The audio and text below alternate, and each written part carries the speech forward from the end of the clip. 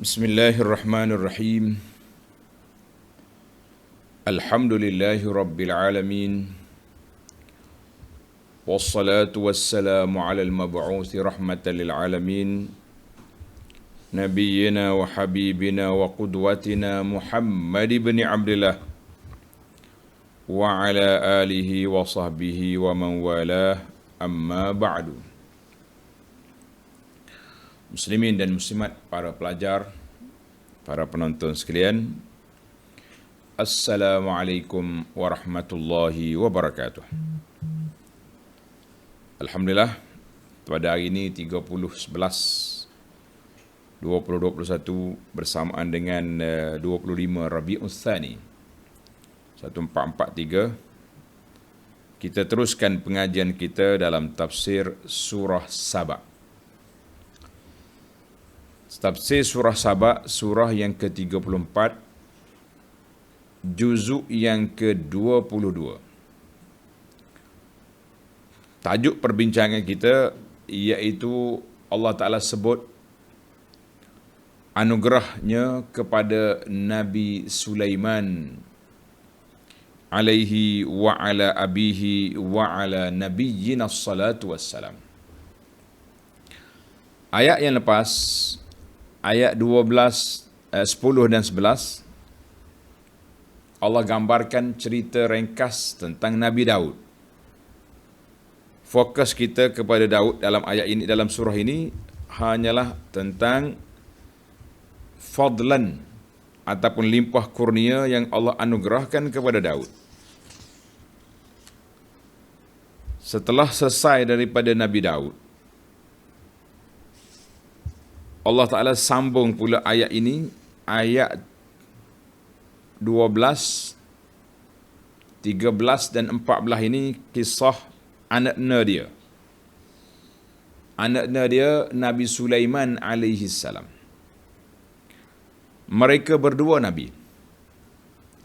Mereka berdua mempunyai kerajaan yang besar. Sulaiman lagi besar. Tapi dua-duanya munib, orang yang banyak kembali kepada Allah Azza wa Jalla. Nabi, raja yang kuat beribadat, yang taat kepada Allah Azza wa Jalla. Ini kita panggil contoh. Dalam Al-Quran, kisah-kisah Nabi ini ada pelbagai kategori. Nabi Sulaiman dengan Daud, ikon, kalau sesuai lah. Tapi lebih elok kita guna bahasa Quran, uswatun, qudwatun, kepada tokoh-tokoh, ahli-ahli politik ataupun ahli pentadbiran, penguasa-penguasa kerajaan. Tengoklah contoh dua orang Nabi ini, dua penguasa kerajaan ini yang sangat patuh kembali kepada Allah Azza wa Jalla. Jadi kita nak semua. Nabi lain ada tokoh lain pula. Dan Nabi Daud AS, contoh dia, yaksib yakul min kasbi yadihi. Dia berusaha, bertukang, ada sina'ah, makan daripada hasil usaha tangan sendiri. Allahu Akbar. Jadi dia kata, itulah di antara nikmat Allah Ta'ala ke atas dua beranak ini. Dua Nabi, dua raja, dua orang yang munib, yang sangat dekat dengan Allah Azza wa Jalla, yang kuat beribadat. Kita nak cari contoh macam ni lah. Kita nak jadikan contoh, model, uswah, supaya walaupun kita kaya, walaupun kita hebat, tapi kita lah ahli ibadat, ahli ketaatan, ahli kepatuhan kepada syariat Allah Azza wa Jalla. Jangan ni kita ni baru yang nak celek mata, kata orang. Baru nak celek mata, nak kaya sikit, mula dah sombong dah. Baru ada kuasa sikit, mula nak pijak kawan, mula macam-macam mulalah. Itulah dia panggil manusia. Mudah lupa diri, lupa daratan, lupa nikmat, tenggelam dalam nikmat, lupa kepada pemberi nikmat. Na'udzubillah. Baik, para pelajar sekalian, kita pergi kepada ayat surah Saba ayat 12 bagi jemaah yang ada tafsir pimpinan edisi Jawi, muka surat 927.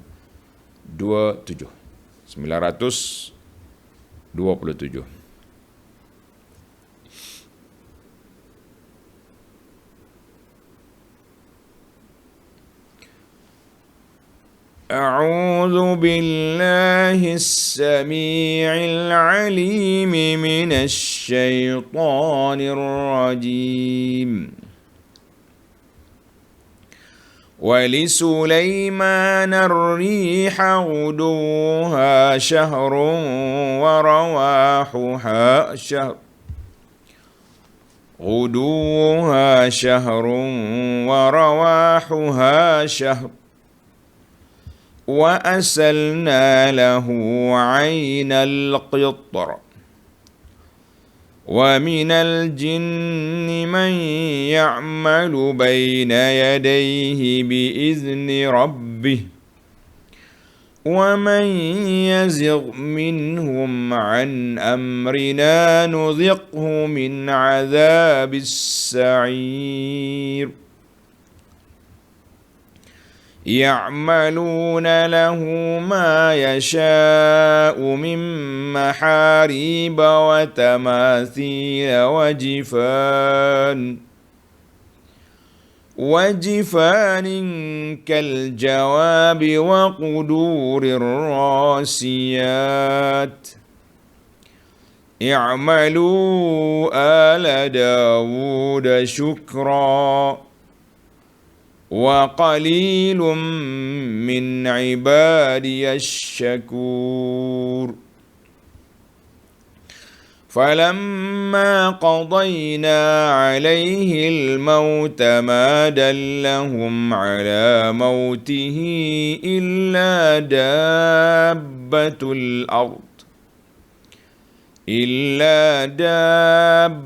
الأرض تأكل من سأته. فلما خر تبينت الجن أن لو كانوا يعلمون الغيب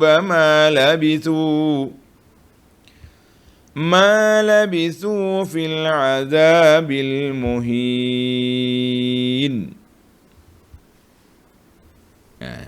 Episod kita kali ini ringkas saja, iaitu 3 nikmat yang Allah anugerahkan kepada Sayyidina Sulaiman. Allah Ta'ala disebut di sini, aku bagi 3 nikmat kepada Sulaiman. Kemudian Allah Subhanahu Wa Ta'ala ceritakan kepada kita peranan jin ataupun tugas jin bekerja bagi pihak Nabi Sulaiman sehinggalah Nabi Sulaiman wafat. Nabi Sulaiman mati, jin tak perasan dia mati. Jin ingat tak mati lagi, kerja tegak siang malam. Rupanya Nabi dah wafat. Ini nak membatalkan satu kepahaman bahawa jin tahu benda gaib.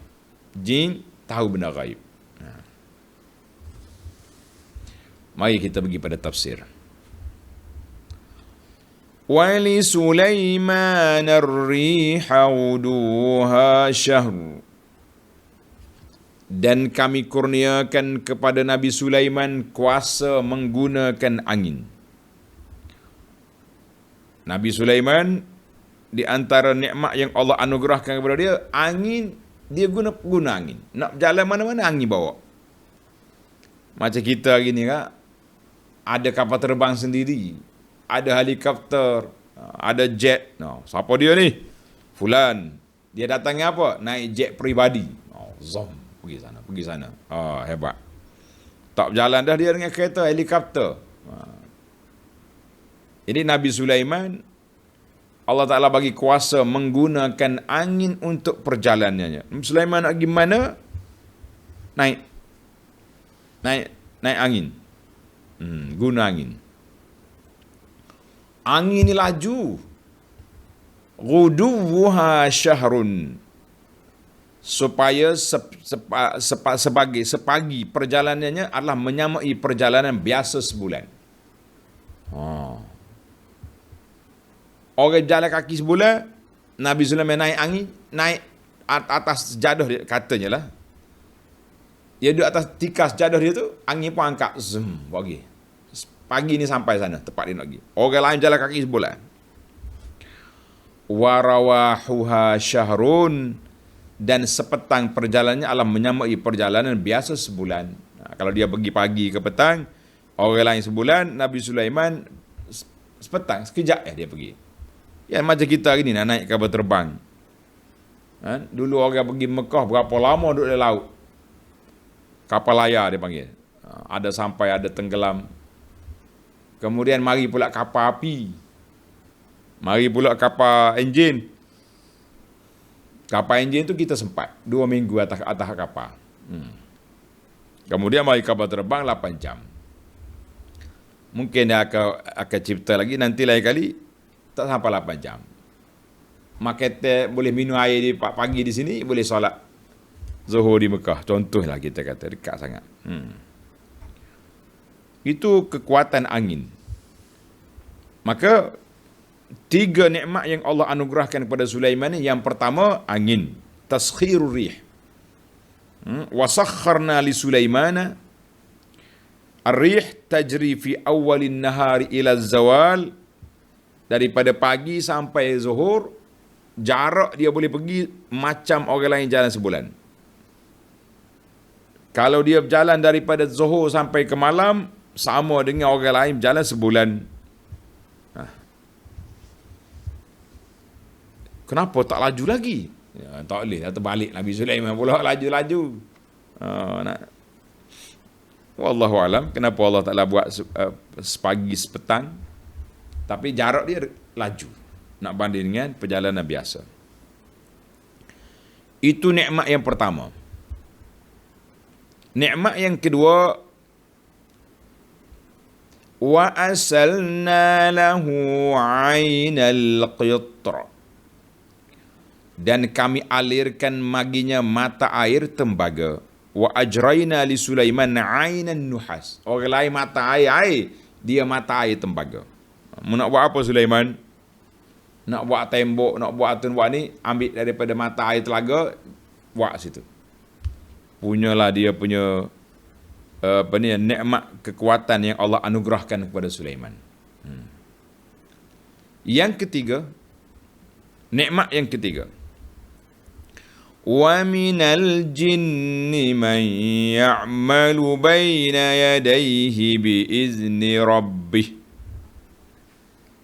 dan kami mudahkan sebahagian dari jin, sebahagian daripada jin untuk bekerja di hadapannya dengan izin Tuhannya. Jin duk kerja. Kalau kita kata boruh lah, jin ni sebagai boruh kepada Nabi Sulaiman. Sulaiman nak suruh buat apa, kerja selalu dia. Kerja kuat. Jin ni kerja kuat. Baina yadaihi, ay baina yadai Sulaiman. Mana depan Sulaiman? Sulaiman jaga. Sulaiman dia suruh kerja, dia jaga. Kita ni kalau suruh kerja, kita tinggal. Biar gitu, jangan. Maknanya Allah Ta'ala permudahkan urusan jin. Jin dengan kata dia. Sulaiman panggil dia. Panggil bos jin. Bos, aku nak suruh kau buat gini-gini. Mari. Buatlah lalu dia. Berapa lama tempoh? Kan ketua jin ada dalam siri yang dulu. Dalam episod yang lalu tak ada pula cerita ni. Yang ada ceritanya, Nabi Sulaiman tanya, siapa nak pergi ambil singgah sana Balqis? Jin kata, saya ambil lah. Sebelum habis waktu berjabat ni, sampailah barang tu. Tapi ada lagi manusia yang hebat, yang dikatakan orang yang Allah Ta'ala beri ilmu Alkitab. Dia kata Nabi Sulaiman sebelum berkelip mata sampai dah. Allahu Akbar. Itu kuasa, pertembungan kuasa di antara manusia dengan jin. Siapa kuat? Yang di hadapan Nabi Sulaiman tu, manusia lagi kuat. Dalam ayat ini, jin menjadi pekerja boruh kepada Nabi Sulaiman. Jadi dengan izin Allah Azza wa Jalla, ketetapan Allah, jin bekerja dengan Nabi Sulaiman. Karena itu, Nabi Sulaiman berdoa. Tanda doa ni. dalam surah Sad, dalam suratul Sad ayat 35,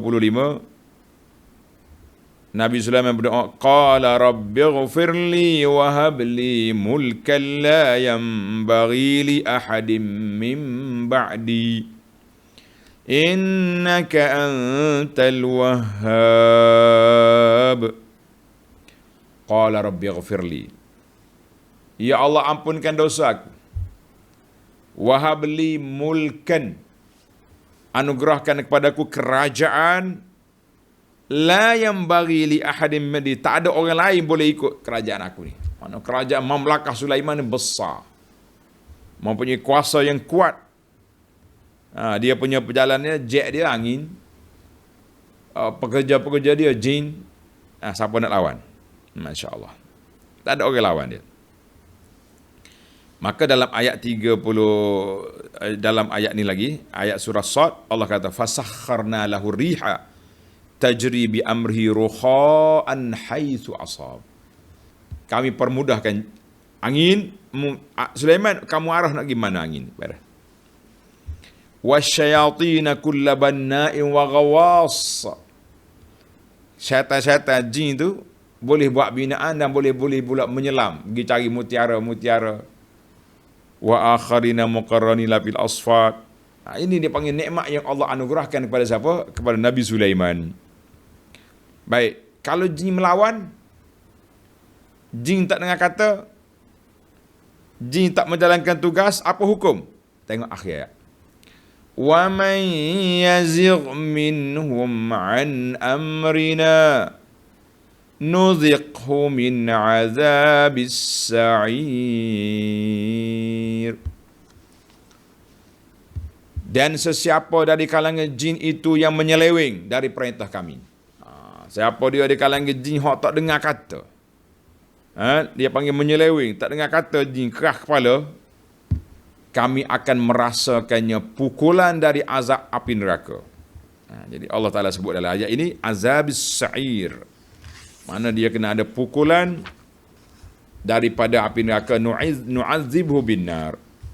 Adakah di sini untuk neraka ni akhirat saja ke atas dunia lagi kena? Ada dalam ulama tafsir kata ai al-murad yu'azzabuna fin nar fil akhirah. Ibnu Jarir kata diazab di akhirat. Azab di akhirat menunjukkan bahawa jin tu ada taklif. Ada yang mengatakan la, Nabi Sulaiman azab atas dunia lagi. Macam kita gini lah. Pekerja yang tak bekerja akan diambil tindakan disiplin atas dunia, dan di akhirat mereka kena lagi. Kita kata dua-dua lah kena. Dua-dua boleh kena. Azab di dunia dan juga azab di akhirat. Siapa yang melawan, siapa yang tak patuh, kenalah dia. Tengok nota di bawah. Mengenai keistimewaan yang telah dikurniakan oleh Allah kepada Nabi Sulaiman, lihat ayat 81 dan 82 surah Al-Anbiya. Ayat 81, ayat 82 dalam surah Al-Anbiya, termasuk ayat kita baca tadi, surah Sad ayat 35 sehingga ayat 38. Jadi jelas sangatlah kelebihan Nabi Allah Sulaiman ni, keistimewaan dia sudah jelas. Ada dalam beberapa ayat dan beberapa surah. Cuma dalam surah ini pendek dan dia ada cerita dia tersendiri. Ada cerita tersendiri. Allahu Akbar. Baik, kita sambung lagi cerita Nabi Sulaiman dengan jin. Ayat 13. Apakah tugas-tugas jin? Tuan-tuan tanda, di antara bidang tugas jin buat kerja apa? Ya'maluna lahu ma yasha'u min maharib. Ya'malul jinnu li Sulaiman.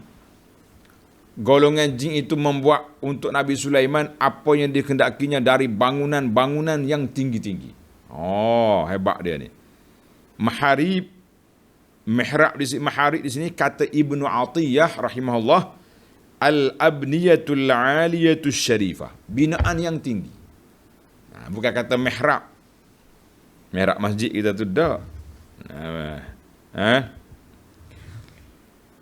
Kata Ibnul Jauzi, maharib, ada ulama kata masjid, jin bina masjid. Satu. Ada kata qusur, mahligai, jin juga bina. Jadi ada kata jin bina belakalah mahligai guna istana apa dia buat, dah dia kerja buatlah tu. Seorang ulama semasa, taklah semasa sangat, Syekh Ibn Ashur ni orang baru. Dia kata amma itlaqul mihrab 'ala al-mawdi' min al-masjid. Bila kita kata mihrab tu maksudnya tempat imam solat. Ingat tak? Kita pergi masjid, depan tempat ke arah kiblat depan imam tu dia ada buat gitu. Biasanya kalau kata mihrab orang kata tu. Ibnu Ashur kata kalau kata mihrab ni orang tak pergi kepada benda tu. Tak beli. Aku pun tak tahu dia kata ni. Fatasmiyatu zalika mihraban tasmiyatun hadisah. Menamakan tempat imam solat itu mihrab, itu benda baru. Lam aqif ala ta'yini zaman alladhi ibtudi'a bihi. Aku tak tahu bilakah mihrab itu diguna kepada tempat imam solat dalam masjid itu. Tapi kalau kata maharib dalam Quran ke bahasa dulu makna bangunan, binaan. Macam kullama dakhala Zakaria al-mihrab. Setiap kali Zakaria masuk dalam mihrab, bukan mihrab tu tempat solat tu je, dalam masjid. Dalam masjid dia kan Sayyidah Maryam ada duduk situ. Ada bilik dia situ. Maknanya mihrab di sini ulama kata al-maharib dengan makna binaan. Binaan yang indah, yang comel, yang tinggi. Ada kata dia tu masjid, ada kata dia istana. Kita kata yang betulnya maharib, khija jin buat binaan. Selesai masalahnya. Dan watamasil, dan dia buat patung. Patung macam mana tu? Ini jadi perbincangan ulama di sini. Wal tamasil, patung.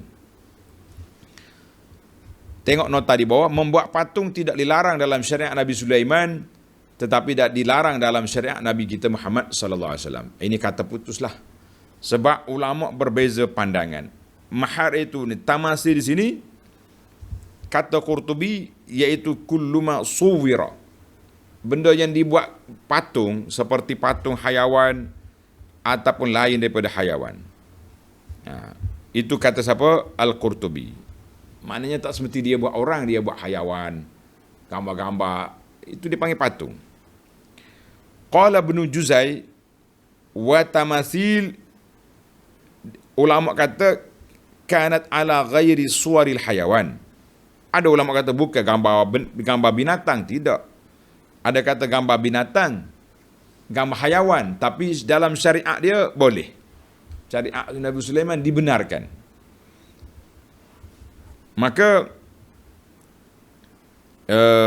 ada kata dia buat macam-macam gambaran pokok lah, gambar. Kita kata ginilah senang.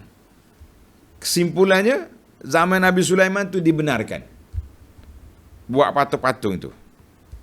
Sama ada hayawan atau pokok-pokok, maknanya bagi syariat dia boleh. Syariat kita tidak boleh. Nabi larang. Di antara dosa mengukir patung-patung itu Nabi larang. Dan juga di antara rumah yang tak masuk malaikat rahmat, rumah yang ada patung. Jadi tak boleh lah kita. Oh, saya ikut Nabi Sulaiman lah, sebab tu saya beli patung kat rumah. Dah awak hidup zaman Nabi Sulaiman tu lah, hidup di Sabak tu, hidup di Palestin tu. Jadi tak boleh lah. Kalau syariat sudah berubah dengan sebab bertukarnya Nabi, tukarlah dia. Dia yang tak berubahnya tauhid. Tauhid sama je. Tapi syariat perundangan ada sedikit perbezaan. Di antara perbezaan di sini. Nabi zaman patung tu boleh. Di syariat kita tidak dibenarkan. Nabi SAW tidak membenarkan sama sekali. Kecuali anak patung. Budak-budak baby buat main, itu lain cerita. Baik, satu. Kerja apa ni? Kerja jinnya. Buat bangunan, duk buat patung, duk ngukir patung. Wajifanin kal jawab. Dia buat juga. Dan pinggan-pinggan hidangan yang besar seperti kolam. Masya Allah. Sihafin azim. Dia punya pinggan, dia macam kolam yang besar. Yang dikumpul air-air. Itu panggil kolam. Dia buat apa ni? Besar sangat dia punya pinggan tu. Pinggan yang besar. Wa qudurir rasiyat. Dan serta periuk-periuk besar yang tetap di atas tungkunya. Buat apa ni besar-besar periuk ni? Kenapa periuk dia tetap di situ? Besar tu. Bila periuk yang besar, logiklah dengan pinggang yang besar. Jadi ulama kata, apakah illah? Allah Ta'ala sebut wa qudurir rasiyat. Maknanya periuk yang tetap di atas tungku, tak bergerak dah situ. Apa sebab? Yang pertama, asafiyah ay al-ahjar tudu 'alaiha al-qudur. Jadi batu tu dia letak di atas penutup dia tu. Jadi dia tetap situ dah. Kata Ibnu Wasani, annaha la tunzal li'izamiha. Tak boleh nak turun sebab besar sangat. Jadi periuk dia terpakai duduk situ ya. Ada kata yang berat itu batu yang diletak sebagai penutup periuk. Qudurir rasiyat. Wallahu alam. Itu di antara sebab. Yang penting periuk itu besar. Oleh kerana dia besar, orang tak mampu nak angkat. Biasanya periuk ni angkat, boleh terbalik, boleh kita nak ambil makanan mudah. Tapi hak ni tak ada, besar sangat. Ada juga ulama kata sebab periuk tu tak sempat nak turun dari tungku dia sebab masakkan pagi, petang, siang, malam. Habis ni safe, tu kasih masak. Itu menunjukkan Nabi Sulaiman AS ni seorang yang pemurah. Kerja dia buat jamuan dia. Kerja dia buat buat jamuan. Ini cerita Israiliyat. Tuan-tuan tengok dalam buku kita tu Al-Israiliyat, kan? Kitab Israiliyat. Dalam buku Israiliyat dia kata pernah satu hari Nabi Sulaiman minta dengan Allah kebenaran, dia nak bagi makan kepada hayawan yang ada atas dunia ni. Atas kawasan dia itulah. Jadi Allah kata, cubalah Sulaiman kalau nak rasa. Nabi Sulaiman pun dengan periuk dia yang besar dengan ni, buatlah jamuan besar. Sekejap je hayawan makan, mari habis makanan. Tak sampai tengah hari lagi sudah kering kontang dia punya makanan. Nabi Sulaiman kata, ya Rabbi, ambil baliklah tugas ni. Tak mau aku tak larat. Tu baru hayawan yang ada sekitar dia tu. Belum lagi nak pergi di dalam sungai air, di atas darat pun sudah habis makanan. Kita kata itulah Allah Ta'ala nak tunjuk pada Nabi Sulaiman bahawa mu ni jangan ingat kamu yang bagi rezeki. Allah Ta'ala bagi rezeki, semuanya cukup. Tapi kalau kamu nak bagi rezeki, kamu tak akan cukup. Lepas dia buat jamuan sekejap, makanan habis. Hayawan kelaparan. Nabi Sulaiman kata, ya Rabbi, tak mahu dah tugas ni. Suruh balik, bagilah rezeki kepada hayawan tu, biar pergi cari sendiri makan. Tapi riwayat tu dipanggil Israiliyat. Sekadar nak buat cerita, bolehlah. Sebab dia pun tak menyentuh apa-apa kepentingan dari sudut akidahnya, dari sudut kehormatan Nabi Sulaiman. Cuma nak cerita rezeki ni kalau kita bagi tak cukup. Sebab itu Nabi kita larang sangat. Siapa dia kurung hayawan, bagi makan biar cukup. Kurung kucing, tak bagi makan, mati pun masuk neraka. biar dia pergi cari makan sendiri kalau kamu tak nak bagi. Tapi kalau kenapa kamu kurung dia? Kalau nak kurung dia, bagi makan biar cukup. Cerita Nabi Sulaiman. Baik. Selesai dah kategori nikmat yang dianugerahkan. Selesai sudah kita dengar penganugerahan Allah Ta'ala kepada Nabi Sulaiman. Allah kata apa? I'malu ala Dawud syukra. Setelah itu kami perintahkan beramalah kamu semua wahai keluarga Daud untuk bersyukur. Nabi Daud ni dia punya kabilah dia besar. Daud. Pada Tuhan kata ala Daud. Keluarga Daud. Beramalah dengan amal yang soleh. Bersyukurlah kepada Allah Azza wa Jalla dengan nikmat yang Allah anugerahkan ke atas kamu. Syukur dengan nikmat kepada Allah Ta'ala kepada kamu. Sebagaimana Nabi Sulaiman. Tadi dia berdoa, bagi pada aku kerajaan yang tidak boleh diberi pada orang lain. Nabi Sulaiman dengan penuh tawaduk. Dalam surah An-Namli. Dalam surah An-Namli ayat 19. Sulaiman berdoa, Rabbi auzi'ni an ashkura ni'mataka allati an'amta alayya wa ala walidayya wa an a'mala salihan tardah wa adkhilni bi rahmatika fi ibadika salihin. Rabbi, wahai Tuhanku, anugerahlah kepada aku sifat syukur kepada nikmat yang Engkau anugerahkan kepadaku dan kepada ayahku. Allah. Walidayya, dua ibu bapa aku. Dan anugerahkan aku taufik padaku untuk beramal soleh, amalan yang Engkau redai, dan masukkan aku ke dalam syurga birahmatika, dengan rahmatmu ke dalam kalangan hamba-hambamu yang soleh. Allahu Akbar. Ini doa suratul Naml ayat 19. Allah kata apa? Kenapa Tuhan perintahkan Nabi Daud? Tuhan perintah ke Al Daud, termasuklah Sulaiman, supaya bersyukur. Tengok di akhir ayat Tuhan kata apa? Wa qalilum min ibadiyas syakur.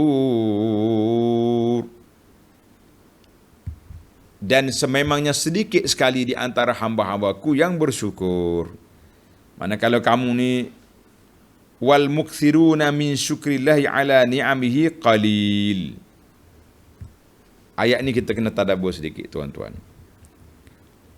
Apa makna syukur di sini? Al-ubudiyah. Hendaklah mengabdikan diri kepada aku. Bukan setakat syukur dengan mulut je. Tak. Kejap-kejap kat syukur kepada Allah. Syukur. Bukan lagu tu. Makna syukur ni makna kita beribadat banyak kepada Allah Azza wa Jalla. Nabi kita syukur dengan apa? Solat sampai bengkak kaki. Kita ada harta, kita syukur dengan apa? Syukur dengan membahagikan harta itu kepada orang yang memerlukan. Orang ada ilmu, syukurnya apa? Syukurnya dengan mengajar, membimbing masyarakat ke jalan yang diridai oleh Allah Azza wa Jalla, ikut sunnah Nabi SAW. Itu tanda syukur. Syukur ni bukan dengan mulut je, dengan anggota, dengan perbuatan, semua kena ada. Jadi dalam ayat ini Allah kata wa qalilum min ibadiyas syakur. Ulama tadabbur kata nasib baiklah Tuhan tak kata wa qalilum min ibadiyas syakirin. Maknanya tak ada langsung nah orang syukur kecuali sedikit. Lah.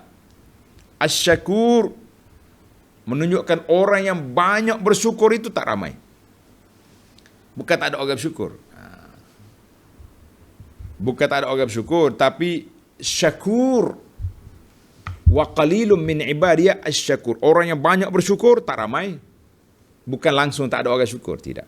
Dalam surah Al-Baqarah ayat 243, innallaha ladzu fadlin 'alan nas. Allah Taala bagi limpah kurnia pada manusia, walakin aktsaran nasi la yashkurun. Tapi banyak manusia ni tak banyak. Lakin aktsaran nas la yashkurun. Ramai di kalangan manusia itu tak bersyukur.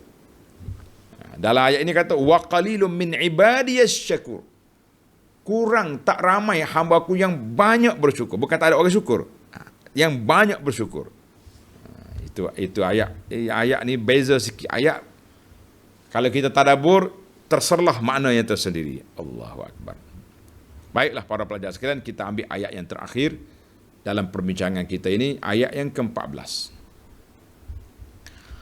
Iaitulah kisah kewafatan Nabi Sulaiman. فَلَمَّا قَضَيْنَا عَلَيْهِ الْمَوْتَ مَا دَلَّهُمْ عَلَى مَوْتِهِ إِلَّا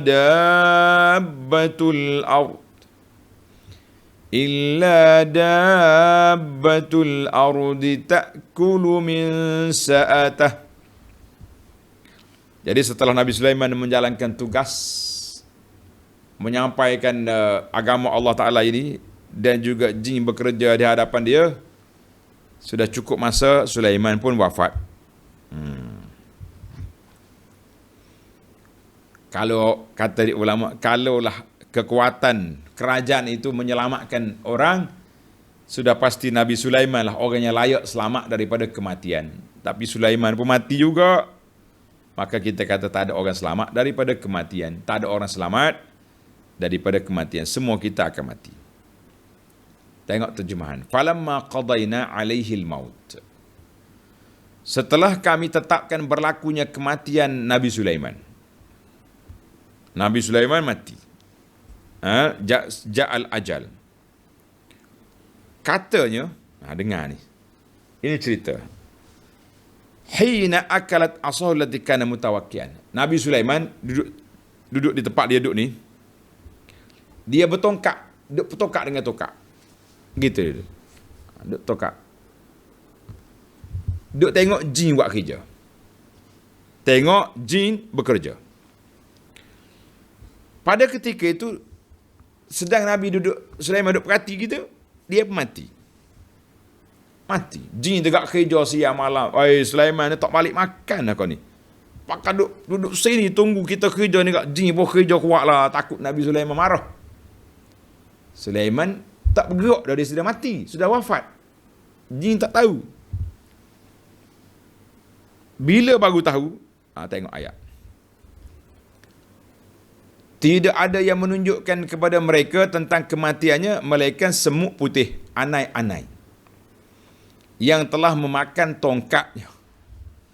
Anak-anak mari makan tongkat Nabi Sulaiman. Bila tongkat tu dah apa ni, dimakan oleh anak-anak, patah, barulah Nabi Sulaiman terbalik. Falamma kharra tabayyanatil jinnu allau kanu ya'lamuna al-ghaib ma labithu fil azabil muhin. Maka apabila ia tumbang, lama mana tidak ada riwayat yang sahih menetapkan selama mana Nabi Sulaiman duduk bertongkat di atas tongkat dia tu, mati lama mana. Ada cerita-cerita. Cerita ni mungkin daripada Israiliyat, mengatakan setahun Nabi Sulaiman mati duduk cokoh gitu. Wallahu alam. Tuan-tuan tulis, tempoh yang sahih tidak ada. Tempoh yang dicerita ada, lebih kurang setahun. Sana dia kata, setahun. Tak busuk ke? Allahu akbar. Kerajaan Nabi Sulaiman lebih besar daripada nak busuk mayat. Banyak lagi benda yang pelik Allah Ta'ala anugerahkan. Apa salahnya Tuhan bagi dia jasad dia kekal duduk cokoh gitu. Mari anak-anak makan tongkat dia, bila tongkat dia patah, kharra, barulah Nabi Sulaiman rebah. Ketika itu jin kata apa? Ternyatalah kepada golongan jin itu, bahawa kalaulah mereka sedia mengetahui perkara yang gaib, kalau jin tu tahu benda gaib lah tuan-tuan, jin tahu benda gaib, nascaya mereka tidak tinggal sedemikian lamanya dalam azab kerja berat yang menghinakan itu. Kalau jin tahu, dia taklah kerja siang malam ni, berat kerja ni, sebab dia takut Nabi Sulaiman duk tengok dia. Kerjalah buat-buat jin ni. Bila Nabi Sulaiman rebah, Sulaiman sudah mati, kita kerja sini siang malam. Allahu akbar. Jadi kita kata tuan-tuan dan puan-puan, ayat ini sekaligus mematikan perasaan ataupun hujah manusia yang mengatakan jin tahu benda gaib. Ni ahli-ahli bomo, ahli-ahli dukun, ahli-ahli pawang ni, kan? Ahli-ahli dukun, ahli-ahli pawang, dia kata jin tahu benda gaib. Jin tahu benda gaib. Bila jin tahu benda gaib, dia pun percaya ke jin, padahal jin tak tahu. Kalau tahu dia tak buat kerja berat sepanjang setahun, duduk membanting tulang di hadapan Sulaiman yang sudah wafat. Allahu Akbar. Jadi kita ni peliklah manusia ni. Manusia ni dia pelik. Dia percaya ke benda-benda lagu tu. Percaya ke jin, percaya kepada benda ajaib ni. Jadi jin tak tahu, kita kata kesian juga ke jin tak. Mana kalau jin tahulah, dia tak kerja dah. Jadi kita kena ingat para jemaah sekalian, jin tak tahu benda gaib. Dulu peringkat awal dulu ada sedikit maklumat. Jin boleh mengintai di langit. Dia naik ke langit, dia dengar malaikat cakap apa yang akan berlaku. Ketika itu jin buat turun kepada pengikut-pengikut dia lah, bomoh-bomoh ni, dukun-dukun peramal benda gaib dicerita.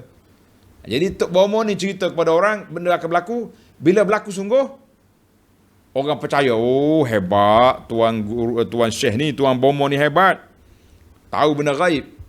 Tapi bila dibangkitkan Nabi SAW, jin tak boleh naik dah ke langit, dipanah di Syihab, tahi bintang orang panggil, tak boleh naik.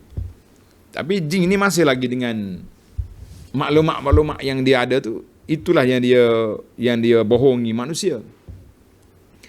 Dalam hadis Nabi kita selalu bersabda, yasduq marrah wa yakzib mi'ata marrah. Yasduq marrah, dia benarnya sekali dia cakap, tapi hak dia bohong 100 kali. Tapi manusia dia percaya hak sekali tu. Manusia dia percaya kepada yang satu kali, yang dia betul sekali, yang dia bohong 100 kali, kelentongan 100 kali, dipercayai juga. Itulah manusia. Kita kata na'udzubillah min ghadabillah, kita minta berlindung Allah Ta'ala daripada kemurkaan Allah, daripada tertipu kita dengan konon-kononnya jin tahu benda gaib, jin ada power, jin ada kuasa. Kita kata tidak. Jadi alhamdulillah, tamatlah ayat 3 ayat yang kita baca untuk kali ini. Kita pergi kepada al-fawaid at-tarbawiyah wal ilmiyah. Tuan-tuan dan puan-puan, para pelajar sekalian, kita pergi kepada faedah. Faedah ayat ini, apa yang dapat kita kutip, insya-Allah mudah-mudahan ada manfaat untuk perjalanan hidup kita. Tadi baru dengar cerita. Semalam ada cerita Nabi Daud, cerita Sulaiman ni, dalam episod ini berbeza. Tengok yang kita cerita dulu, dia duduk jumpa dengan Balqis je. Jumpa dengan Balqis, bawa mari istana. Tapi dalam ayat ini ada cerita lain. Cerita tentang sikap seorang Muslim mesti bersyukur. Dan kita tak cerita lagi kematian Nabi Sulaiman. Alhamdulillah, Al-Quran ni ba'duha min ba'd. Kata ulama, min mishkatin wahidah. Daripada sumber yang satu, daripada Allah. Sebab tu cerita dia boleh sambung. Dalam surah ni tak ada fakta yang bercanggah. Dan kalau kita baca semua, kita akan dapat satu cerita yang lengkap. Kena baca semua. Quran tak boleh baca pilih-pilih. Baik. Al-faidatul ula. Faedah yang pertama, firmanullah Ta'ala dalam ayat ini, wa minal jinni. Wa minal jin. Di antara hijanya, wali Sulaiman ar-rihah, ghuduha syahrun, wa minal jinni man ya'mal. Ada di kalangan jin yang beramal, yang bekerja.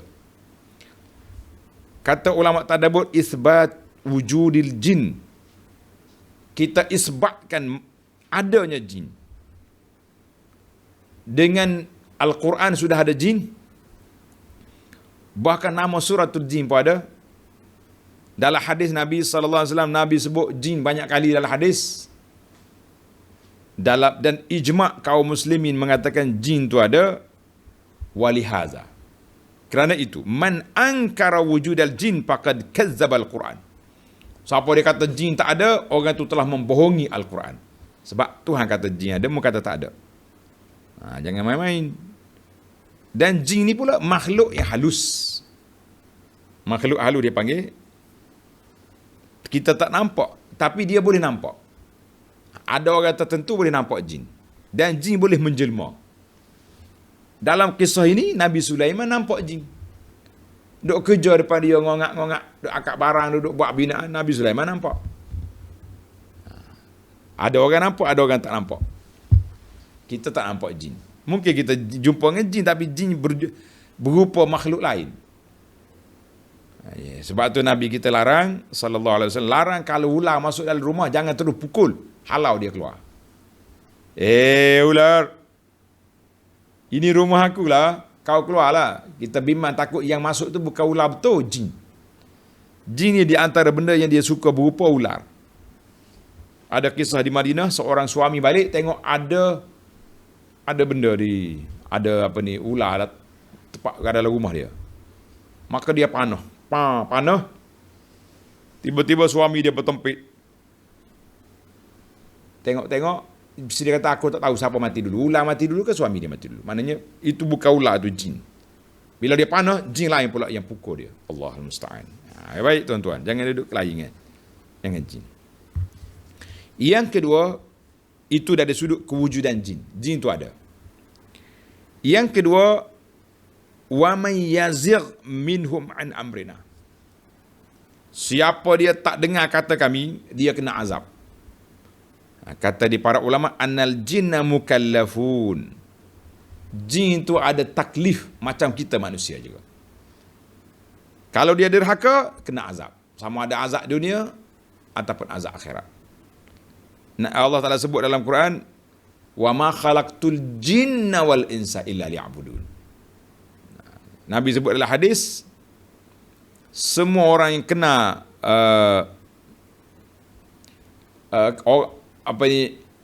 semua manusia, makhluk ini kena aku ni Nabi, illa asil jinni wal ins, kecuali jin dengan manusia yang derhaka. Itu yang tak kena Nabi sallallahu alaihi wasallam. Baik. Isu yang ketiga, masalah ya'maluna tamathil. Buat patung-patung ni macam mana cerita? Kaifastajaza Sulaiman? Bagaimana Sulaiman membenarkan jin buat patung? Maka jawab di sini, ada ulama kata yajuz an yakuna ghaira suwaril hayawan. Boleh jadi bukan gambar hayawan, gambar pokok-pokok, gambar lain-lain. Sebab patung tu tak semestinya pokok, tak semestinya benda yang bernyawa. Min hayawani wa ghairi hayawan, au bisu au yusawwir mahzufatir ras, ataupun dia buat separuh je, tak cukup. Ini kata ulama tafsir, tafsir Asy-Syarbini. Syarbini ni ulama besar dalam fiqh kita. Fiqh Syarbini, dia kata boleh jadi.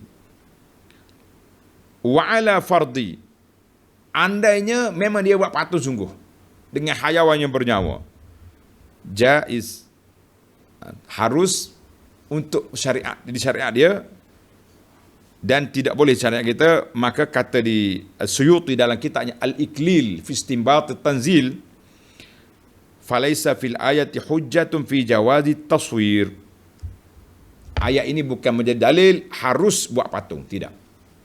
Kerana terdapat banyak hadis-hadis Nabi kita sallallahu alaihi wasallam larang buat patung, dan juga Allah Taala laknat pokok Bani Israel dulu sebab ittakhazu qubur anbiya'in masajid. Mereka ambil kubur-kubur nabi-nabi dia, bina masjid atas tu. Dan juga buat yusawwiruna tasawir, buat patung-patung. Wallahu alam. Jadi perbahasan ni panjang. Yang pentingnya zaman kita jangan buat. Dan punca berlakunya penyembahan berhala di atas dunia ini mari daripada mana? Mari daripada patung. Bila mati tuan syekh dia, tok guru dia mati, dia pun buat patung. Buat patung. Patung apa? Patung tok guru. Letak situ. Apa tujuan? Nak ambil berkat. Tengok tok guru semangat ibadat. Syaitan biar berkat. Tengok. Habis generasi pertama, mari generasi kedua, syaitan mari esok. Kawan, patung tu ayah kau buat dulu untuk apa? Untuk nak ambil aura. Habis takkan tengok saja, gosoklah sikit. Gosok. Mari generasi yang ketiga pula, takkan nak gosok saja, cium-cium lah. Mari generasi kemudiannya, pop, sembah. Sujud pada ini. Mana dia panggil tadarruj. Tadarruj mana syaitan masuk peringkat-peringkat. Itu bahaya main patung-patung ni. Sekarang ni pun kita tengok orang yang hidup main replika ni mula-mula gambar tepek, lepas tu gosok, lepas tu puja. Dia akan naik peringkat-peringkat. Kalau tak mula disekat daripada awal, akan berlakulah penyelewengan di dalam kehidupan masyarakat. Na'udzubillah. Baik, itu kata Suyuti. Harus, mungkin patung sungguh, tapi harus zaman dia. Ada ulama melarikan diri daripada kata patung, dia kata boleh jadi pokok, boleh jadi. Kita kata boleh jadi. Wallahu a'lam, ihtimalat. Yang keempat, wajifanin kal jawab wa qudurin rasiyat. Pinggangnya besar macam kolam, periuk pula besar kekal atas tuku tu. Asyik duk menyala ya api. Kata di ahli tadabbur, bayanu karami Sulaiman. Ayat ini menunjukkan pemurahnya Nabi Sulaiman tu. Pemurahnya Nabi Sulaiman. Periuk dia tak sempat turun dari dapur, asyik duk masak ya. Lepas masak boleh jadi ambil makanan tu letak dalam pinggan besar, pakak makan situ pula. Allahu Akbar. Masya Allah. Kita ni pun kena jadi pemurah lah, tuan-tuan dan puan-puan. Sebab itulah kalau ada peluang, ada ruang untuk kita buat kenduri, buat jamuan, bagi makanan ke orang lebih-lebih lagi, warga-warga emas kita ni. Pelajar-pelajar, jadi kita pakak buat makanan. Ada orang tolong bagi duit, kita tolong masak. Kita boleh pahala, sama je pahalanya. Boleh pahala ke orang bagi duit? Tak. Orang bagi duit tu dia pahala bagi makanan, beri bahan. Kita pahala tolong masak, tolong edarkan. Orang yang ramai, tolong beri pahala dengan kita makan. Kalau kita orang buat makan jamuan, kita tak makan, tak boleh pahala juga. Masya Allah. Yang kelima, i'malu ala Daud. Buatlah kerja kebajikan, hei keluarga Daud. Hei keluarga Daud. Jadi ulama tadabbur kata, Nabi Daud alaihissalam abun li fakhdin kamilin min Bani Israel. Nabi Daud ni ada bapa kepada satu kabilah khas di kalangan Bani Israel. Bani Israel itu ada satu kelompok, dia panggil Al Daud. Al Daud. Sebagaimana Bani lainnya, Bani Tamim, Bani Zuhrah, Bani itu, Bani ini. Jadi ada satu Bani dalam Bani Israel. Bani Israel itu kabilah yang terbesar. Dalam kabilah itu ada satu kumpulan nama dia Al Daud.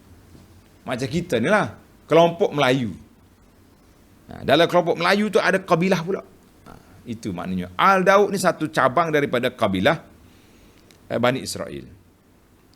Yang keenam, Qaulu ta'ala wa qalilum min ibadiyash syakur. Tak ramai di kalangan manusia ni yang bersyukur. Yang orang yang banyak bersyukur itu tak ramai. Allah Ta'ala sebut apa? Asy-syakur bi sighatil mubalaghah fa'ul duna syakir. Kalau kata syakir, ramai orang syukur. Tapi syakur, yang banyak bersyukur itu yang tak ramainya. Kita ni banyak syukur kan. Kejap-kejap, Alhamdulillah. Kejap-kejap, jemput tuan-tuan ke rumah saya, kenduri kesyukuran. Ada je. Tapi asyakur, yang betul-betul bersyukur tu tak banyak. Mungkin kita syukur dengan kenduri, kita syukur dengan sedekah, tapi kita tak syukur dengan betul-betul ibadat kepada Allah Azza wa Jalla. Nabi kita SAW ibadat bengkak kaki. Mari harta, apa-apa yang dia dapat harta tak sampai petang habis. Jadi kita ni dalam part mana kita syukur? Boleh jadi syukur dengan lidah, ya Alhamdulillah. Sedekah pun tidak. Solat banyak pun tidak. Tapi adalah orang bersyukur tu ada. Tapi syakur, qalil. Allahumma ja'alna minal qalil. Anak-anak ada cerita dulu kan, ada seorang ulama tu dia pergi Mekah, dia doa dekat Kaabah, dia kata apa? Allahumma ja'alni minal qalil. Ya Allah, aku ni jadi dah orang yang sedikit. Orang pun pelik. Apa tu ayah ni? Duk doa. Allahumma ja'alni minal qalil. Jadi aku ni orang sedikit, orang sedikit. Orang panggil, Syekh, kenapa? Mu tak dengar dia Tuhan kata, wa qalilum min ibadiyas syakur. Tak ramai hamba aku yang bersyukur. Aku nak masuk dalam kumpulan yang tak ramai itu. Jadi tapi dia ringkaskan doa, Allahumma ja'alni minal qalil. Jadikan aku ni di kalangan golongan sedikit. Yang mana? Yang qalil bersyukur tadi. Baik, yang ketujuh. Allah Ta'ala sebut, akibat ani'mal sabighatin wa'malu salihan. Kamu buat apa ni, buat kerja dan beramal dengan amal yang soleh. Dalam ayat ni pula, itu untuk Daud. Ya Sulaiman, i'malu ala Dawud syukran. Hendaklah kamu, keluarga Daud, jangan lupa lepas kerja syukur. Ayat ini menjadi isyarah ila annal insan la yastariqu fid dunya. Kita ni jangan tenggelam semua dalam dunia. Dunia kita ambil tapi jangan kejar. Tapi biarlah semua dunia yang kita dapat tu digunakan pulangannya untuk akhirat. Barulah kita selamat, insya-Allah. Jadi kita kena buat amal yang baik. Yang ke mananya Allah Ta'ala perintahkan keluarga Daud syukur, wajib bersyukur. Jadi kita pun, kita yang keluarga tidak Daud ni pun kena wajib bersyukur. Jangan kata itu untuk Daud je. Habis awak siapa? Yang ke-8, i'malu ala Dawud syukran, bekerjalah keluarga Daud dengan syukur, fi dilalah anna syukra yakunu bil fi'li. Syukur tu 3 kategori. Ada syukur dengan perbuatan, ada syukur dengan perkataan, dan ada syukur dengan apa ni? Dengan hati. Dalam syair kata apa? Afadatkumun na'ma'u minni thalathah yadi walisani waddamir al-muhajjaba. Dia kata apa? Syukur tu 3 kategori. Tangan, lidah dan hati. Mudah-mudahan kita boleh syukur 3-3. Allah, sebagaimana hadis yang kita baca tadi lah, hadis Nabi kita solat sampai bengkak kaki dia kan. Hadis itu sahih dikeluarkan oleh Bukhari dan Muslim daripada Al-Mughirah bin Syu'bah. Maka bila orang tanya Nabi, kenapa Rasulullah solat sampai bengkak kaki? Nabi kata, afala akun abdan syakura. Tak patutkah aku jadi hamba yang bersyukur? Maknanya, solat sampai bengkak kaki itu tanda bersyukur. Alhamdulillah. Yang ke-9, ma dallahum ala mautihi illa dabbatul ard. Tak ada orang tahu siapa dia Sulaiman ni wafat kecuali dabbatul ard. Binatang anai-anai makan tongkat dia pun rebah. Jarat sunnatullah aina syaiqal yakun hakiran. Allah Ta'ala buat satu ketetapan, ada benda yang kecil, nampak simple, nampak lekeh, nampak macam tak besar sangat, tapi dia punya kesan dia besar. Tengok. Waktu berlakunya pembunuhan di antara Qabil dengan Habil. Siapa yang mari ajar supaya tanam mayat tu?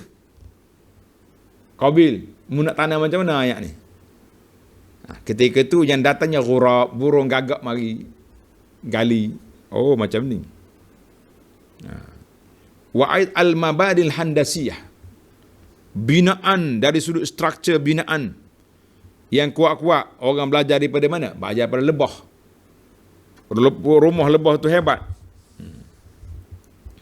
Jadi dalam isu ni pun benda besar. Nabi Sulaiman ni kerajaannya besar. Tapi tak ada siapa tahu dia wafat kecuali dabbatul ard, kecuali anai-anai. Masya-Allah. Kita kata dunia ni tak usah kita rasa besar lah tuan-tuan dan puan-puan. Ada kalanya benda kecil besar. Kadang-kadang kita rasa kita hebat. Duduk dalam kumpulan orang hebat-hebat dah. Oh, orang pangkat tu pangkat ni. Tapi yang tahu benda ni orang kampung. Tuan, benda ni simple je. Kami hidup di kampung tahu dah pula. Kita ni tu buat kajian research apa dah. Berlawan dengan orang kampung yang duduk main pucuk kayu pun pandai dia. Kita kata jangan hina orang, jangan memperlekehkan orang. Ada benda yang kita rasa kita hebat, tapi orang lain lebih hebat. Simple sangat-sangat. Yang ke-10 yang terakhir, falamma kharra tabayyanatil jinnu allau kanu ya'lamunal ghaiba ma labisu fil azabil muhin. Bila Nabi Sulaiman rebah, barulah jin tahu, ayya, lama sudah Sulaiman mati, kita kerja penak di sini.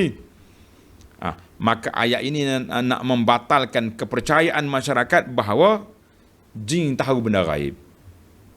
Tok Bomah, Tok Dukun tahu benda gaib. Kita kata la, tak tahu. Yang tahunya siapa? Yang tahunya Allah Azza wa Jalla sahaja tahu benda gaib. Yang benda-benda depan kita, kita tahulah, kita tengok dengan mata kita, dengan ilmu kita. Tapi kalau benda gaib, Allah sahaja yang maha mengetahui. Jangan kita berani-berani. Sebab itu Nabi kita larang keras, man ata'arrafan au kahinan.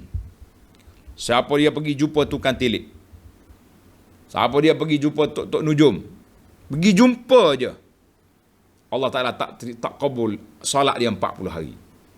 Jangan main.